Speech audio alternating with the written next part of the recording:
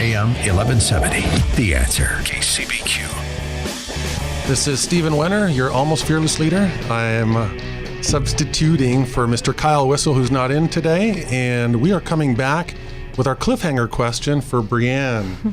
And just for the listeners out there, I wanted everybody to have an understanding of who CPC Strategy represents as far as size of company, type of spend, and how this applies to pretty much every company that's out there, or how it can benefit them. But I'd love for you to just let the listeners know what your company can do for enterprise or small business. Yeah, I mean, we're working with everyone from independent sellers on Amazon to large brand names, both locally and nationally. So I think that in terms of spend, the best way, again, is to probably go through the consultation process.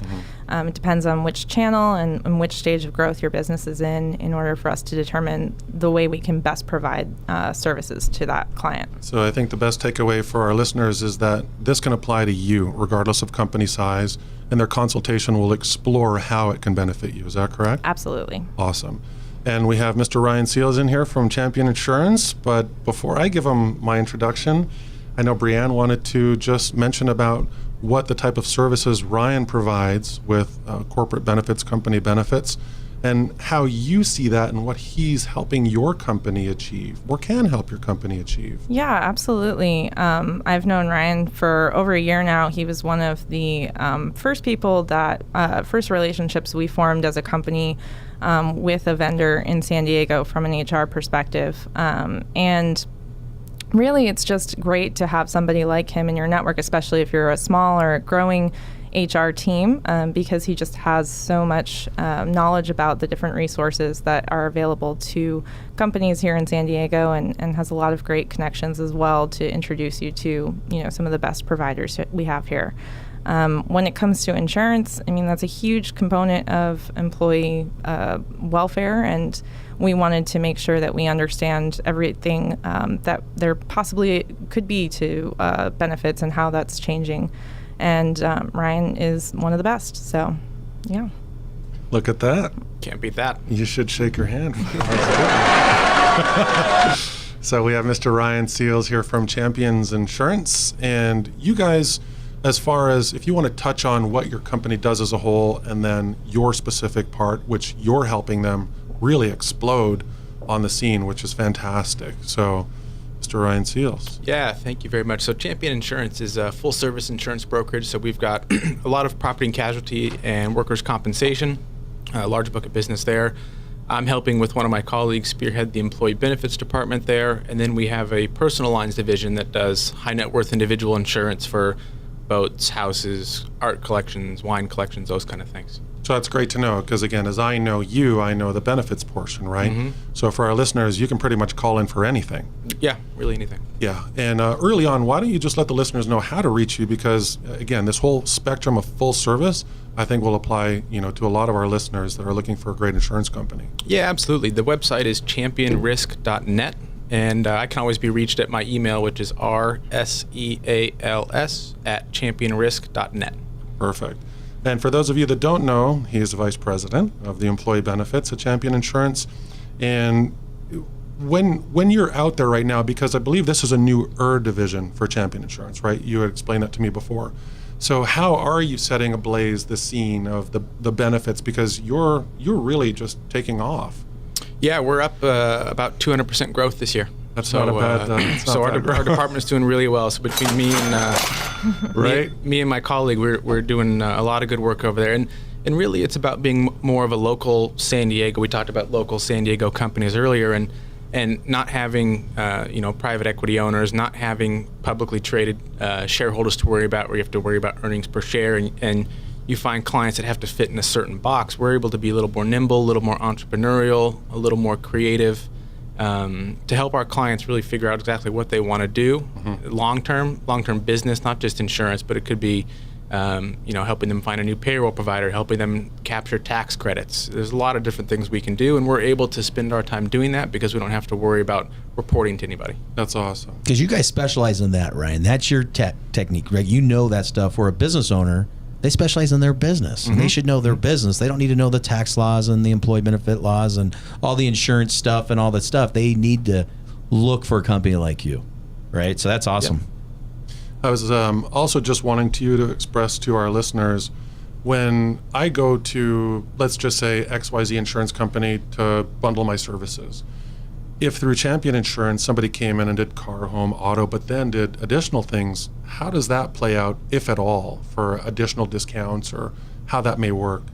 So on the employee benefit side, I mean, the carriers would give you different discounts on the corporate side if you did medical, dental, vision. That's kind of the context of that. On the personal side, like exactly what you said, the carriers will give you a discount if you bundle them. But as far as the lines goes, all three are pretty regulated, so there's not really a lot of crossover. If we did the employee benefits and the workers' comp, for example, there's no way to cross any of that over. But you do get the advantage of working with different people in the same office that are literally doors from each other, so we can always talk about issues, talk about concerns, talk about, if company's going to grow, it's important for our property and casualty team to know they might have a new office that might need insurance. Right. So it's nice to have that all in one place. And again, I'm probably like everybody else that has no idea what goes on in the insurance world other than I need insurance and I'm going to go talk to somebody.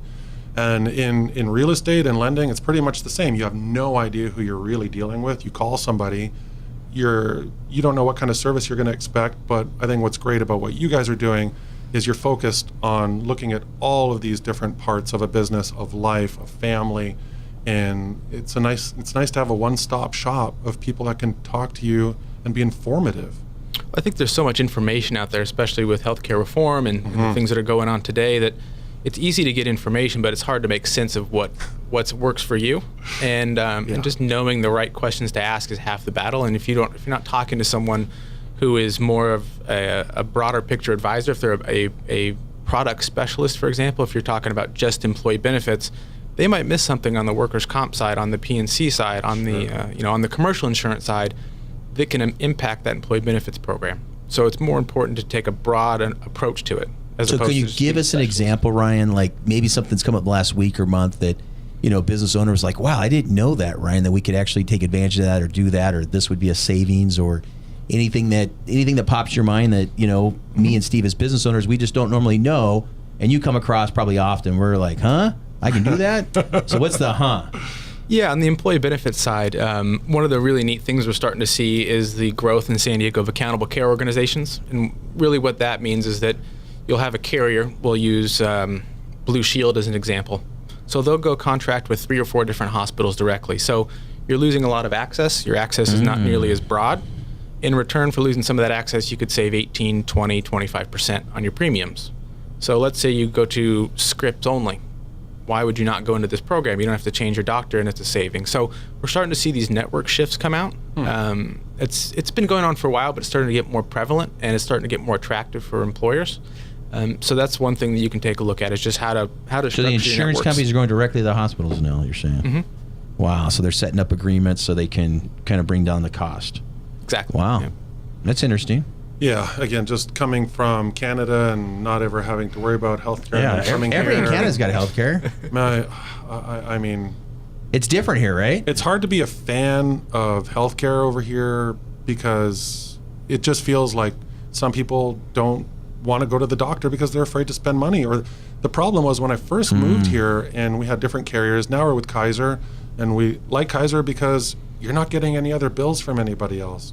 I had my thyroid removed 3-4 years ago, and you got like 6 bills, right? The person I keep getting gave stuff. you the shot had a bill. Yeah. The person that did the labs had a bill. It was like a nurse. Oh, this one the code was rejected, so it came back 8 months later. Why did I get a bill today? Yeah. You walk in, you walk out, and you're like, that's a good example. My thyroid's gone, right? And now it's like, okay, but all these bills are coming. I'm like, what bills? And nobody knows. Yeah, my wife just had some knee stuff done, and we got bills. They told us this amount. Now we've already seen another bill came yesterday in the mail. So that's a good example. I never, I never think about the benefit of a healthcare that but you said it. Some people, and I've been that person. Even though I've had plenty of money, I'm like, do I really need to go to the doctor? Do I need to get this done? Mm-hmm. And you start to make decisions for your health based on, is that the right thing for me financially? And that's maybe, like you said, maybe that's not a good thing to think about, right?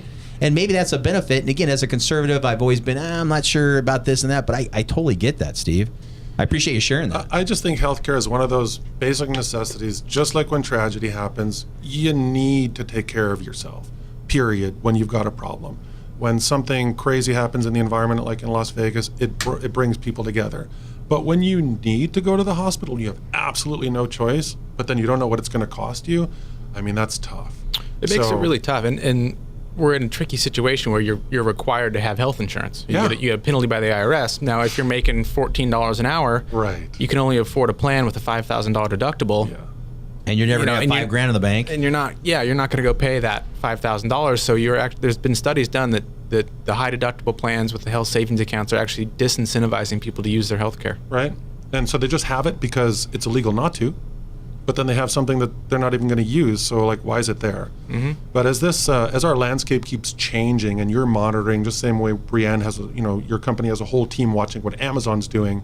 You're also watching what's going on in healthcare. Mm-hmm. Do you see us shifting in a direction? Is it more like what you were mentioning, where the carriers are going right into the hospitals themselves and trying to set things up, or what can you just let our listeners know of? Where does it look like insurance is going?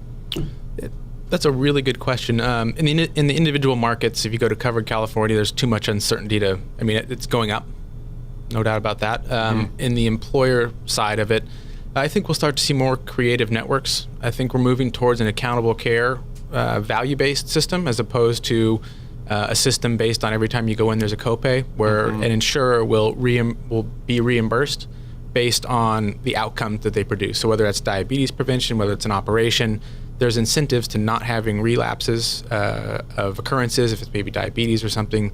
There's incentives to not having second, third operations if you have a knee replacement or something like that. So there'll be more incentives tied to performance.